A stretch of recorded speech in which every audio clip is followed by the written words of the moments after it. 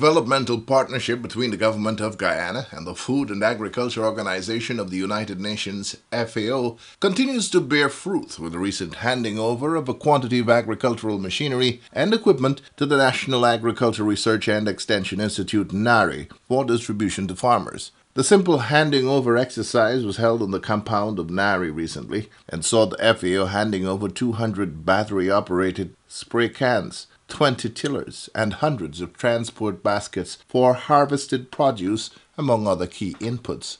In brief remarks during the exercise, FAO's country representative, Dr. Gillian Smith, highlighted the importance of the relationship that exists between the FAO and the Government of Guyana, and stressed that it is through the equipping of farmers with modern tools of agriculture that they will be able to rise to the challenge of expanding and increasing acreage and general productivity. We're very pleased as always to collaborate with the Ministry of Agriculture. Some 2 years ago, I think it is, we had the opportunity of a Sustainable Development Goal, an SDG project, a joint project that's funded within the UN, and it included World Food Programme and FAO. And we immediately came to the Ministry of Agriculture to ask how is it that these resources can support the work that is being done in Guyana to support agriculture.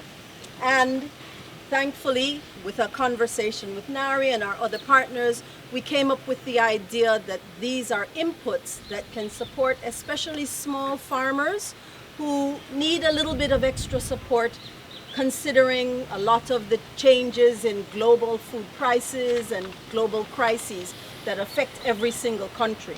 So today we're really pleased to finally have the delivery of these, and we want to pass them on immediately so that they can go to use. And we have behind us an example of what we have. We have about 200 of these spray cans plus some parts for them. We have 20 of these tillers plus spare parts.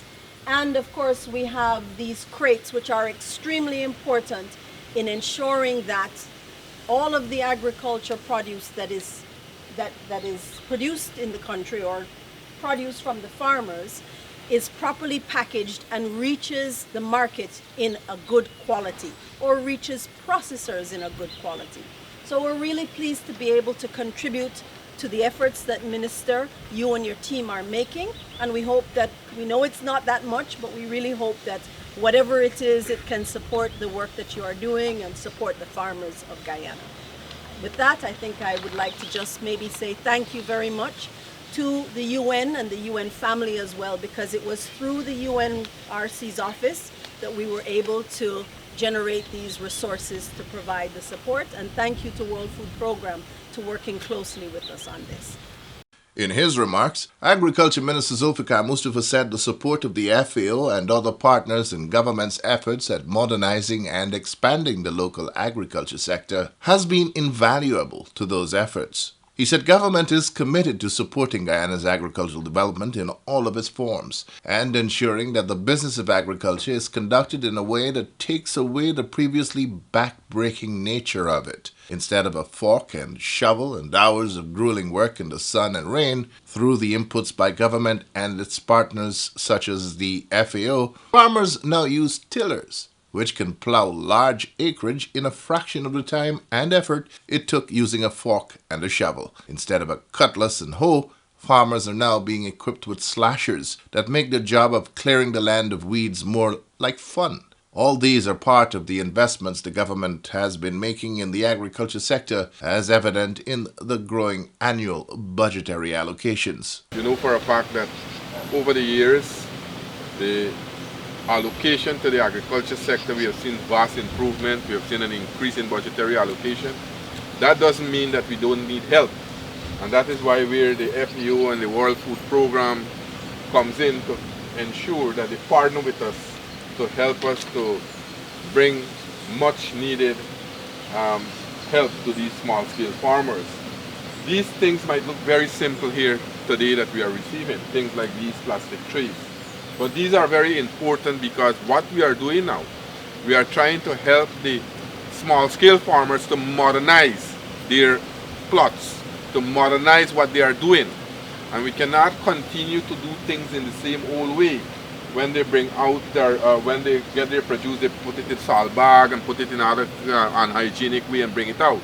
That is why we are trying to use these trays. The Ministry of Agriculture would have received more of these from donation, and we have been purchasing 2 in our program. And today, through the FAO office, we are receiving these from their office, the tillers, the sprayers, these trays. These will help us. Only about 2 weeks ago, I was here to distribute some of these items to farmers, small-scale farmers.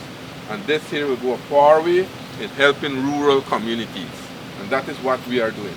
We are trying to modernize the agriculture sector. We cannot do things the same old way that how we used to do it before. We are changing it, and that is why we have seen an increase in budgetary allocation to about 150% over the last 3 years. And that shows our vision, that shows our commitment to improve this sector. So today I am very happy that we will receive these trays, tillers, and these sprayers. I know for a fact that only last week we had the Tushao conference that concludes at the convention center.